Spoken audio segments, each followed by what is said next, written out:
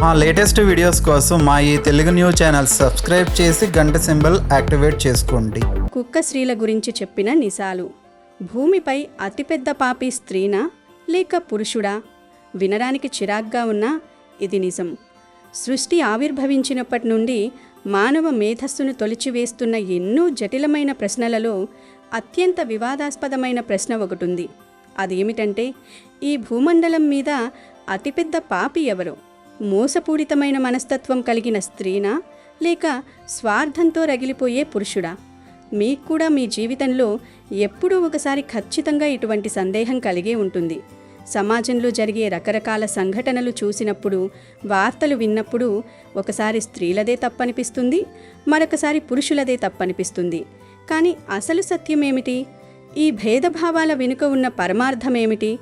మీలో చాలామందికి ఈ ప్రశ్నకు సరైన సమాధానం బహుశా తెలియకపోవచ్చు. కానీ ఇప్పుడు మీరు వినబోయే ఈ అద్భుతమైన, రోమాంచితమైన కథను పూర్తిగా తెలుసుకున్న తర్వాత మీ ఆలోచన విధానం పూర్తిగా మారిపోతుంది. పాపం, పుణ్యం అనే వాటికి అసలైన నిర్వచనం మీకు ఖచ్చితంగా తెలిసి తీరుతుంది. ప్రాచీన కాలంలో దట్టమైన అరణ్యంలో ఎన్నో రకాల క్రూర జంతువులు జీవించే ఒక ప్రదేశంలో ఒక మగ కుక్క మరియు ఒక ఆడకుక్క కలిసి నివసించేవి. ఆ రెండు ఒకదానికొకటి ఎంతో తోడుగా, ప్రాణానికి ప్రాణంగా కలిసిమెలిసి ఎంతో ఆనందంగా జీవించేవి.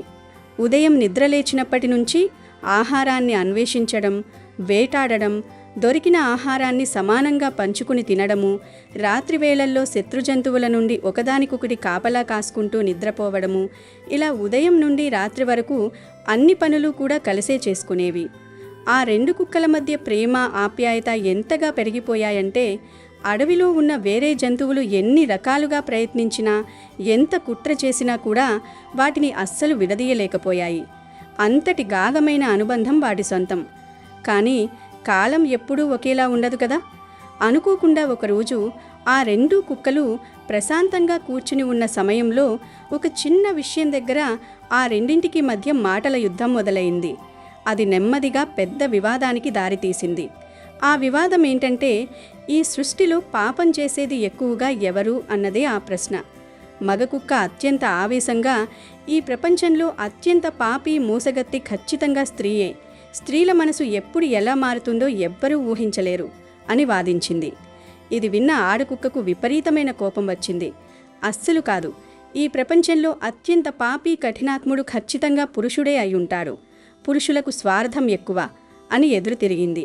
వాటి మధ్య వివాదము ఎంత తీవ్రస్థాయికి చేరిందంటే, రోజులు గడిచినా, ఎంతసేపు వాదించుకున్నా సరే ఆ రెండూ కలిసి ఒక స్పష్టమైన నిర్ణయానికి రాలేకపోయాయి. ఒకరి వాదనను మరొకరు అంగీకరించే పరిస్థితుల్లో లేరు. దీనితో ఆ రెండు కుక్కలు తమ సందేహాన్ని శాశ్వతంగా తీర్చుకోవడం కోసము సృష్టికి మూలకారణమైన, ధర్మ సంస్థాపకుడైన సాక్షాత్తు ఆ శ్రీకృష్ణ పరమాత్ముడి దగ్గరకు వెళ్ళాలని నిర్ణయించుకున్నాయి. ఎన్నో వ్యయప్రయాసల కోర్చి అడవులు, కొండలు దాటి ఆ రెండు కుక్కలు శ్రీకృష్ణుడి దగ్గరకు చేరుకున్నాయి.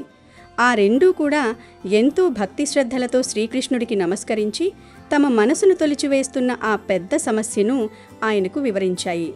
ముందుగా మగకుక్క ముందుకు వచ్చి, ప్రభు, ఈ ప్రపంచంలో అతిపెద్ద పాపి, నమ్మక ద్రోహి స్త్రీయే అని నేను బలమైన ఆధారాలతో సహా నిరూపిస్తాను.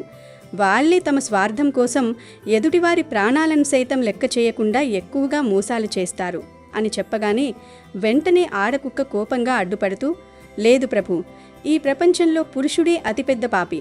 వాళ్లకు దయ, జాలి ఉండవు. నేను కూడా నా వాదనను తగిన ఆధారాలతో సహా నిరూపిస్తాను అని అంటుంది. ఇదంతా వింటున్న శ్రీకృష్ణుడు చిరునవ్వు చిందించి తనలో తాను నవ్వుకొని, సరే, మీ వాదనలు వినడానికి నేను సిద్ధంగా ఉన్నాను.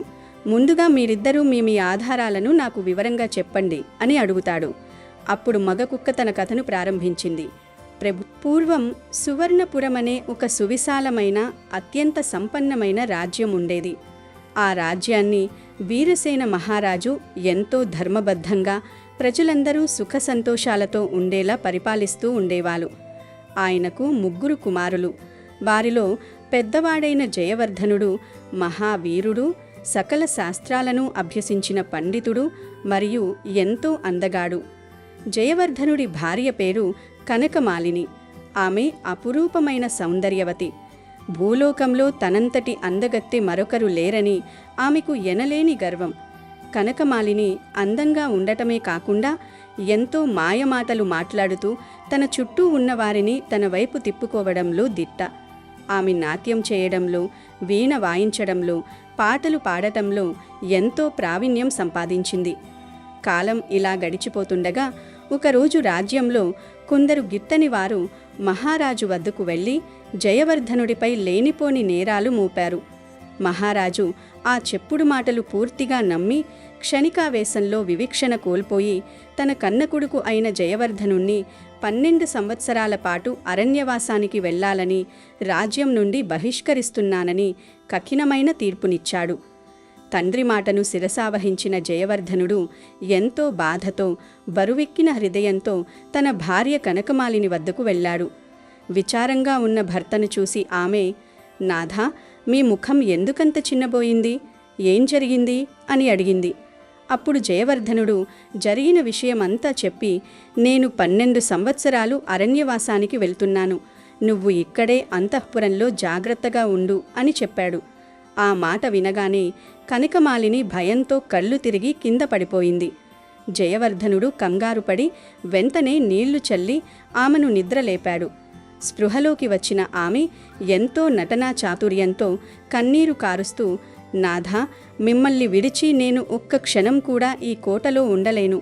కష్టమైనా సుఖమైనా నా భర్త అడుగుజాడల్లో నడవడమే నా ధర్మం. నన్ను కూడా మీ వెంట అడవులకు తీసుకువెళ్ళండి అని ప్రాధేయపడింది. ఆమె మాటలకు జయవర్ధనుడు ఎంతో మురిసిపోయి సరేనని ఆమెను తన వెంట అరణ్యానికి తీసుకుని బయలుదేరాడు. మరునాడు ఉదయం వారు నగరాన్ని విడిచి దట్టమైన అరణ్యంలోకి ప్రవేశించారు. అనేక క్రూర మృగాలు తిరిగే ఆ భయంకరమైన అడవిలో కాలినడకన ప్రయాణిస్తూ ఎన్నో వ్యయప్రయాసల కోర్చి ముందుకు సాగారు. చాలా దూరం నడిచిన తర్వాత మిట్ట మధ్యాహ్నం సమయానికి వారు బాగా అలసిపోయారు. దారిలో ఒక పెద్ద మర్రి చెట్టు కనిపించడంతో దాని నీడలో విశ్రాంతి తీసుకోవాలనుకున్నారు. బాగా అలసిపోయి ఉండటం వల్ల ఇద్దరూ గాఢ నిద్రలోకి జారుకున్నారు. కొంతసేపటికి ఒక భయంకరమైన విషసర్పం అక్కడికి వచ్చి కనకమాలిని కాలుపై కాటు వేసింది. ఆ పాము బుసకొట్టే శబ్దానికి జయవర్ధనుడికి మెలకువ వచ్చింది. తన భార్య పక్క నుండి వెడుతున్న పామును చూసి వణికిపోయాడు. వెంటనే భార్యను లేపడానికి ప్రయత్నించాడు. కానీ అప్పటికే ఆ తీవ్రమైన విష ప్రభావం వల్ల కనకమాలిని ప్రాణాలు విడిచింది. ప్రాణానికి ప్రాణంగా ప్రేమించిన భార్య తన కళ్ల ముందే విగతజీవిగా పడి ఉండటం చూసి జయవర్ధనుడు తట్టుకోలేకపోయాడు. అడవి దద్దరిల్లేలా రోదించడం ప్రారంభించాడు. అయ్యో, నా వల్లనే కదా ఈ అబల ప్రాణాలు కోల్పోయింది. నన్ను నమ్ముకుని అడవుల పాలై అర్ధంతరంగా తనువు చాలింది. ఇక ఆమె లేని ఈ జీవితం నాకెందుకు? నేను కూడా ఆమెతో పాటే ఈ అడవిలో ఆత్మాహుతి చేసుకుంటాను అంటూ చుట్టుపక్కల ఉన్న ఎండిన కట్టెలను పోగు చేసి చితపేర్చాడు. అయితే అతని స్వచ్ఛమైన ప్రేమకు కరిగిపోయి కాసేపటికే ఆకాశం నుండి ఒక దివ్యమైన ఆకాశవాణి ప్రత్యక్షమైంది. యువరాజా, నీ భార్య పట్ల నీకున్న ప్రేమ అనన్య సామాన్యమైనది. అయితే విధి రాతను మార్చలేము. కానీ ఒక షరతు. ఒకవేళ నువ్వు నిజంగా నీ భార్యను బ్రతికించుకోవాలి అనుకుంటే నీ జీవితంలో మిగిలి ఉన్న సగం ఆయుష్ని దానం చెయ్యాలి. అప్పుడు మాత్రమే నీ భార్యను నేను తిరిగి బ్రతికిస్తాను అని చెప్తుంది. ఆ మాట విన్న జయవర్ధనుడు తన ప్రాణాల గురించి ఏమాత్రమూ కూడా ఆలోచించకుండా, భవిష్యత్తు గురించి భయపడకుండా వెంటనే తన ఆయుష్లోని సగభాగాన్ని దానం చేసి తన భార్యను బ్రతికించుకున్నాడు. అప్పుడు ఆకాశవాణి మాట్లాడుతూ, నీ త్యాగం గొప్పది, కానీ ఈ ఆయుష్ దానం చేసిన విషయం గురించి నువ్వు నీ భార్యతో సహా ఎవ్వరికీ చెప్పకూడదు అని హెచ్చరించి మాయమైపోయింది. కనకమాలిని గాఢ నిద్రలో నుండి మేల్కొన్నట్లుగా లేచి కూర్చుని, నాథా, నాకు ఎంత గాఢమైన నిద్ర పట్టిందో, ఎందుకింత త్వరగా లేపారు అని అడిగింది. జయవర్ధనుడు అసలు విషయం దాచిపెట్టి, నువ్వు బాగా అలసిపోయావు కదా అని కాసేపు విశ్రాంతి తీసుకోనిచ్చాను అని బదులిచ్చాడు. ఆ తరువాత వారిద్దరూ అడవిలో ముందుకు సాగారు. అలా 3 రోజుల పాటు అడవిలో దొరికే పండ్లు, దుంపలు తింటూ ప్రయాణించారు. 4వ రోజు వారికి అడవి మధ్యలో ఒక అందమైన భవనం కనిపించింది. ఆ భవనం బయట విద్యాధరుడు అనే ఒక సుందరమైన ధనవంతుడైన యువకుడు కూర్చుని ఉన్నాడు. జయవర్ధనుడు అతడి వద్దకు వెళ్ళి, అయ్యా, మేము చాలా దూరం నుండి వస్తున్నాం, అలసిపోయి ఉన్నాం. దయచేసి ఈ ఒక్క రాత్రికి మీ ఇంట్లో ఆశ్రయమిస్తే రేపు ఉదయాన్నే వెళ్ళిపోతాం అని కోరాడు. దానికి విద్యాధరుడు సంతోషంగా అంగీకరించాడు. ముగ్గురు ఆరు బయట కూర్చుని మాట్లాడుకుంటున్న సమయంలో జయవర్ధనుడికి విపరీతమైన దాహం వేసింది. నాకు దాహంగా ఉంది, నేను వెళ్ళి ఆ పక్కనే ఉన్న బావిలో నీళ్లు తాగి వస్తాను, నీక్కూడా తీసుకురానా అని భార్యను అడిగాడు. కనకమాలిని తనకు దాహం లేదని అతడినే వెళ్ళి తాగమని చెప్పింది. జయవర్ధనుడు బావివైపు వెళ్ళగానే కనకమాలిని విద్యాధరుణ్ణి చూసి కన్నుగిట్టుతూ, మీరిక్కడ ఎంతో విలాసవంతమైన జీవితం గడుపుతున్నట్లున్నారు, మీ వృత్తి ఏమిటి అని అడిగింది. విద్యాధరుడు ఆమె అందానికి అప్పటికే ముగ్ధుడైపోయాడు. నేను నా జీవితానికి సరిపడా అపారమైన ధనాన్ని సంపాదించాను, ఇక్కడ సకల సుఖాలు అనుభవిస్తున్నాను. నీలాంటి అత్యంత అందమైన స్త్రీ నా పక్కన ఉంటే నా జీవితం ధన్యమవుతుంది. ఎందుకు ఆ దరిద్రుడి వెంట అడవుల పాలై కష్టాలు పడుతున్నావు? యవ్వనం 3 నాళ్ల ముచ్చట, దాన్ని నా దగ్గర సుఖంగా అనుభవించు. నా మాట వింటే నిన్ను మహారాణిలా చూసుకుంటాను అని ఆశపెట్టాడు. సుఖభోగాల పట్ల ఎప్పుడూ ఆశపడే కనకమాలిని మనసులో దురాశ, దుర్బుద్ధి ప్రవేశించాయి. నాకు కూడా నీతో పాటే ఉండాలనుంది, కానీ నా భర్త అడ్డుగా ఉన్నాడు, అతన్ని వదిలి నేను రాలేను కదా అని ముసలి కన్నీరు కార్చింది. అప్పుడు విద్యాధరుడు క్రూరంగా నవ్వి, అదెంత పని, నీ భర్త బావి దగ్గర నీళ్లు తోడుకుంటున్నాడు కదా, వెనుక నుండి వెళ్ళి వాడి నా బావిలోకి తోసి, అతడందులో పడి చనిపోతాడు, వాడి గురించి అడిగేవారెవ్వరూ లేరు. ఆ తర్వాత మనం ఇక్కడి నుండి వేరే నగరానికి వెళ్ళిపోయి సుఖంగా జీవిద్దాం అని సలహా ఇచ్చాడు. ఆ దుర్మార్గురాలైన కనకమాలిని ఈ క్రూరమైన పథకానికి వెంటనే ఒప్పుకుంది. అప్పుడే జయవర్ధనుడు నీళ్లు తీసుకుని అక్కడికి వచ్చాడు. ఆమె ఎంతో కపట ప్రేమతో, నాథా, ఇప్పుడు నాకు కూడా దాహం వేస్తోంది, నా కోసం కూడా కాస్త నీళ్లు తీసుకురండి, నేను కూడా మీతోనే వస్తాను అంటూ అతని వెంట బావి దగ్గరకు వెళ్ళింది. జయవర్ధనుడు ఏ పాపమరుగని వాడే తన ప్రాణాలను సైతం లెక్క చేయకుండా బ్రతికించిన భార్య తనను చంపబోతోందని గ్రహించలేకపోయాడు. నీళ్ల కోసం బావిలోకి వంగి తాడును కిందికి వదలగానే కనకమాలిని వెనుక నుండి అతన్ని బలంగా బావిలోకి తోసేసింది. అతడు బావిలో పడిపోగానే ఆమె ఏమాత్రం పశ్చాత్తాపం లేకుండా విద్యాధరుడి వద్దకు పరిగెత్తుకుని వచ్చి, నువ్వు చెప్పినట్లే ఆ పీడ వదిలించుకున్నాను, పద మనం ఇప్పుడే ఇక్కడి నుండి వెళ్ళిపోదాం అని చెప్పింది. ఇద్దరూ కలిసి విద్యాధరుని సంపదనంతా తీసుకుని సువర్ణపురానికి పొరుగున ఉన్న మరొక పెద్ద నగరానికి చేరుకున్నారు.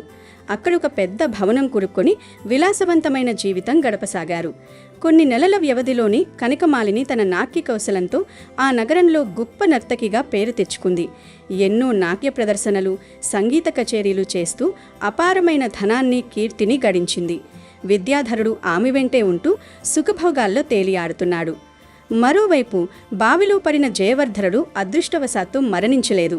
బావిలో ఉన్న ఒక పెద్ద చెట్టు వేరును గట్టిగా పట్టుకుని వేలాడుతూ ప్రాణాలు దక్కించుకున్నాడు.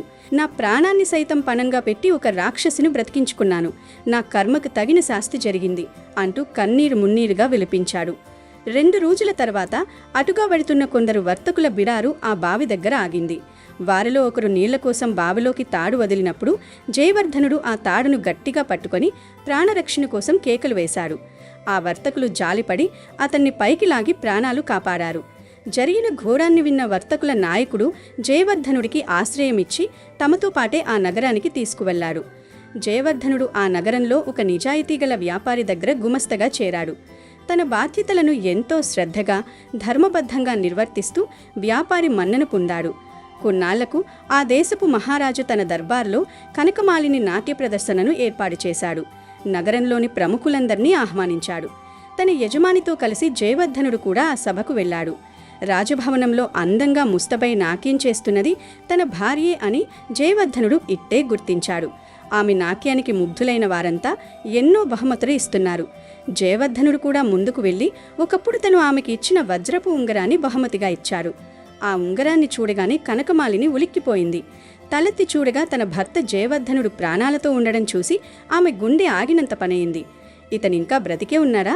నన్ను వెతుక్కుంటూ ఇక్కడి దాకా వచ్చాడంటే నా అసలు రంగు బయటపెట్టి నన్ను చంపేస్తాడు. ఇతన్ని ఎలాగైనా ఇక్కడే మట్టు పెట్టాలి అని కుటిల ఆలోచన చేసింది. వెంటనే మహారాజును మెప్పించేలా అత్యద్భుతంగా ఒక పాట పాడింది. రాజు సంతోషించి, నీ పాటకు నేను ఎంతో మెచ్చాను, ఏం కావాలో కోరుకో అన్నాడు. అప్పుడు కనకమాలిని నటనా చాతుర్యంతో, మహారాజా, నేను అడిగింది ఇస్తానని మీరు సత్యప్రమాణం చేస్తేనే అడుగుతాను అంది. రాజు సరేననగానే ఆమె జయవర్ధనుడి వైపు వేలు చూపిస్తూ, మహారాజా, ఆ వ్యక్తి మహా మోసగాడు. గతంలో నా వస్తువులను దొంగిలించి నన్ను అపవిత్రం చేయాలని చూశాడు. వాడిని మీ రాజ్యంలో చూడగానే నాకు భయం వేస్తోంది. వాడికి తక్షణమే మరణశిక్ష విధించండి అని కోరింది. మహారాజు కోపంతో రగిలిపోయి జయవర్ధనుణ్ణి బంధించి మరుసటి రోజే ఉరి తీయాలని ఆజ్ఞాపించాడు. అప్పుడు జయవర్ధనుడు ఏమాత్రం భయపడకుండా, మహారాజా, నాదొక చిన్న విన్నపం. నాకు మరణశిక్ష విధించే ముందు నేను చెప్పే నిజం వినండి. నేను ఏ తప్పు చేయలేదు. పైగా ఈ కనకమాలిని నా ధర్మపత్ని. నన్ను మోసపూరితంగా బావిలోకి తోసేసి తన ప్రియుడితో కలిసి పారిపోయి ఇక్కడ ఈ నాటకాలాడుతోంది అని గర్జించాడు. కనకమాలిని వెంటనే, మహారాజా, వాడు తన ప్రాణాలు రక్షించుకోవడానికి పచ్చి అబద్ధాలాడుతున్నాడు. వాడెవరో నాకసలు తెలియదు అని బుకాయించింది. అప్పుడు జయవర్ధనుడు నవ్వి, మహారాజా, ఆమె నా భార్య కాకపోతే, నన్ను ఎప్పటికీ కలవలేకపోతే దారిలో నేను ఆమెకు ఇచ్చిన అత్యంత విలువైన వస్తువులను నాకు తిరిగి ఇచ్చేయమనండి. అప్పుడు నేను సంతోషంగా ఉరికొయ్యను ముద్దాడుతాను అన్నాడు. రాజు అందుకు అంగీకరించి కనకమాలినిని ఆదేశించాడు. ఆమె అహంకారంతో, వీడెవడో నాకు తెలియదు, వీడు నాకిచ్చిందేమీ లేదు. ఒకవేళ వీడు ఏదైనా ఇచ్చి ఉన్నా దాన్ని ఇప్పుడే వీడికి తిరిగి ఇచ్చేస్తున్నాను అంటూ అంగీకరించింది. అప్పుడు జయవర్ధనుడు, అయితే నీ దోసిట్లోకి నీటిని తీసుకుని నేను నీకు అడవిలో ఇచ్చినదంతా తిరిగి ఇస్తున్నాను అని మనస్ఫూర్తిగా ప్రమాణం చేసి ఆ నీటిని కింద వదులు అన్నాడు. కనకమాలిని ఏమీ ఆలోచించకుండా దోసిట్లో నీళ్లు తీసుకుని జయవర్ధనుడు చెప్పినట్లే పలికి నీటిని కిందకు వదిలింది. ఆ నీరు నేలను తాకిందో లేదో జయవర్ధనుడు చేసిన మునుపటి సంకల్పం రద్దయింది. మరుక్షణమే కనకమాలిని శరీరం ప్రాణం కోల్పోయి అక్కడికక్కడే కుప్పకూలిపోయి మరణించింది. సభలోని వారంతా ఈ ఊహించని పరిణామానికి హాహాకారాలు చేశారు. అప్పుడు ఆ రాజసభలో ఆకాశవాణి రూపంలో గంభీరమైన స్వరం వినిపించింది.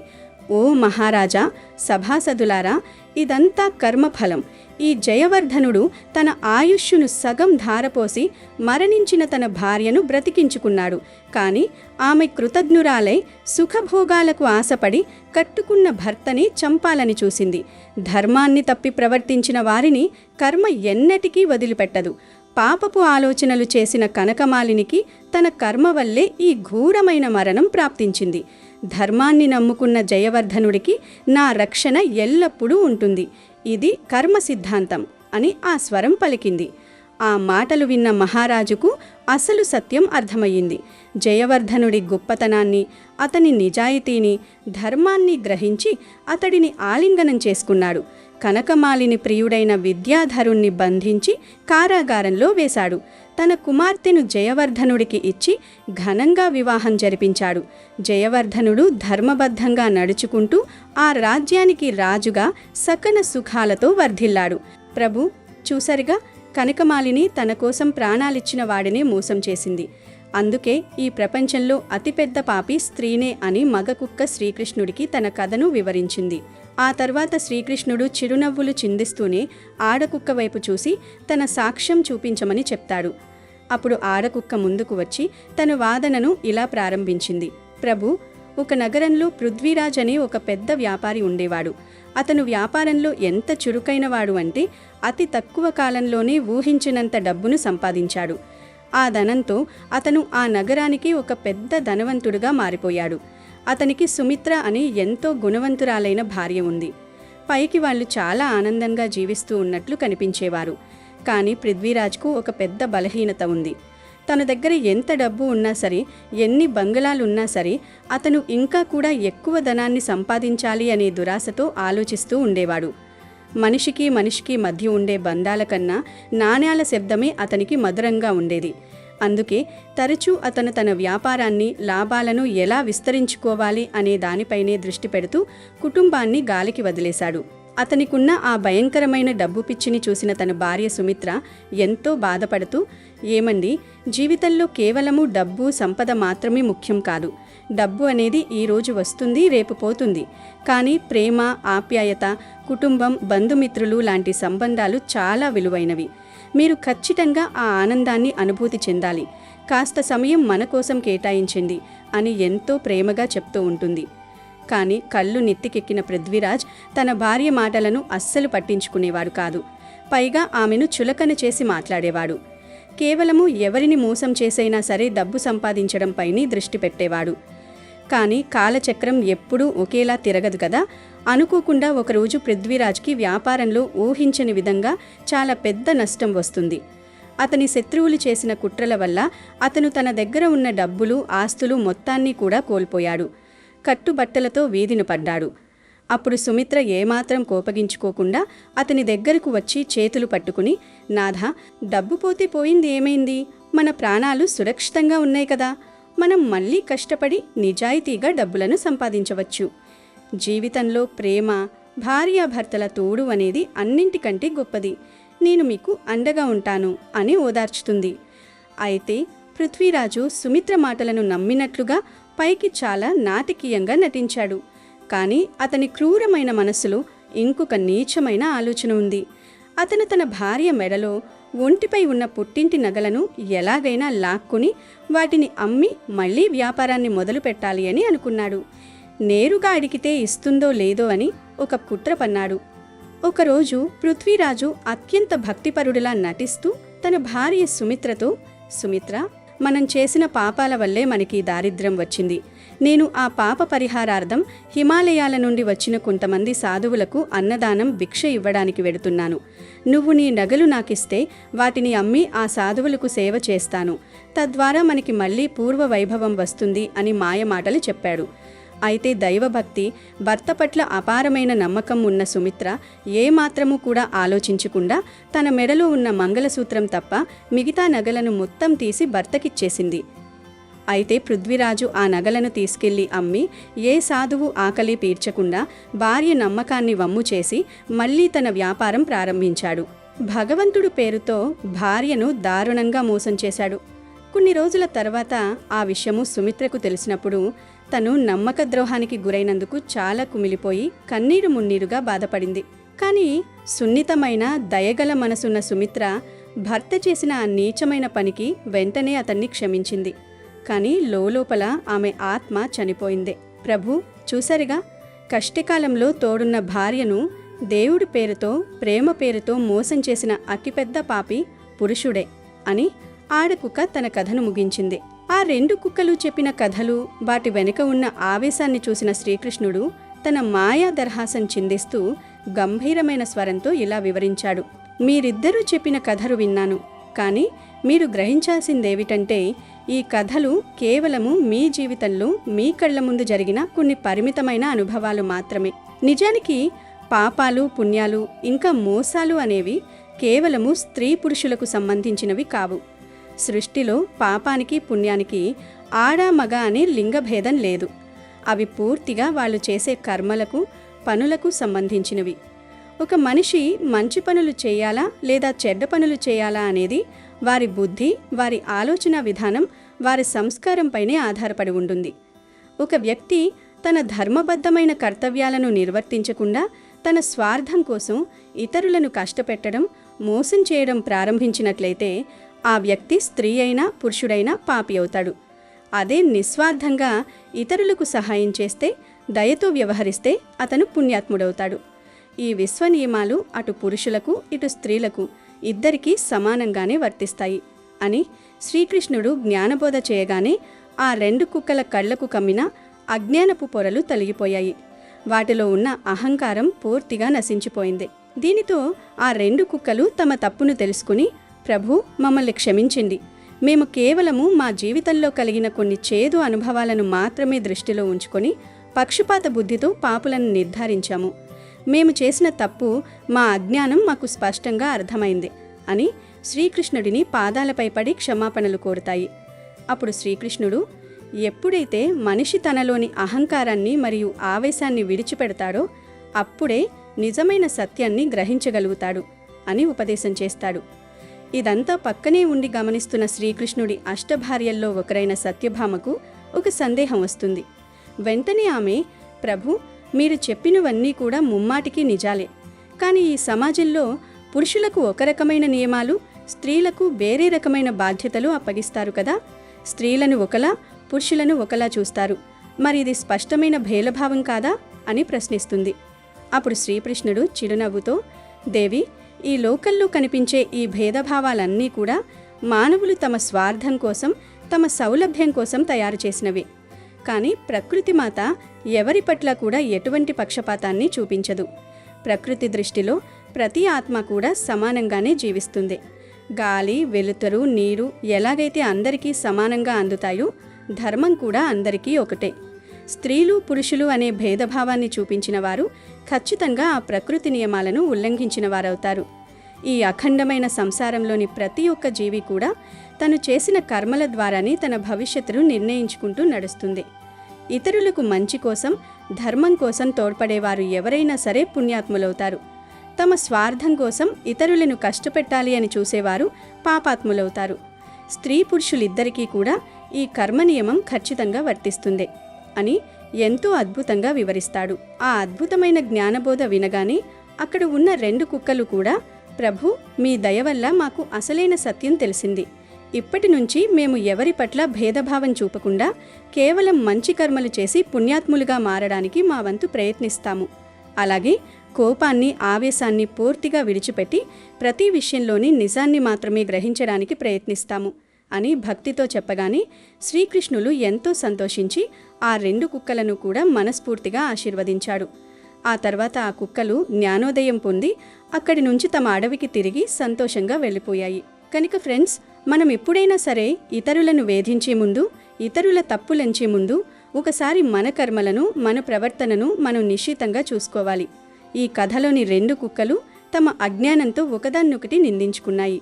కానీ శ్రీకృష్ణ పరమాత్మ వివరించగానే వాటి చేసిన తప్పు ఏమిటి అనేది వాటికి సంపూర్ణంగా అర్థమైంది. ప్రకృతిలో స్త్రీ, పురుషుడు అనే భేదభావాన్ని చూపించకుండా అందరినీ సమానంగానే ప్రకృతి మాత చూస్తుంది. స్త్రీ అయినా, పురుషుడైనా, ఎవరైనా సరే తాము చేసే ప్రతి కర్మలలో సత్యాన్ని, న్యాయాన్ని, నిస్వార్థమైన ప్రేమను పాటించినట్లయితే వారు ఖచ్చితంగా పుణ్యాత్ములవుతారు. అలా కాకుండా ఎదుటివారి పట్ల ద్వేషాన్ని, అసత్యాన్ని, స్వార్థాన్ని, క్రూరత్వాన్ని పాటించినట్లయితే వారు ఎంతటి వారైనా సరే మహాపాపాత్ములవుతారు. ఈ అద్భుతమైన కథ మీకు నచ్చినట్లయితే తప్పకుండా లైక్ చేయండి. ఈ విలువైన సమాచారాన్ని మీ మిత్రులకు, కుటుంబ సభ్యులకు షేర్ చేయండి. అమెజాన్లో బెస్ట్ డిస్కౌంట్స్ కోసం వీడియో డిస్క్రిప్షన్లో లింకు ఉంది, చూడండి. అలాగే మా టెలిగ్రామ్ ఛానల్ సబ్స్క్రైబ్ చేసుకోండి.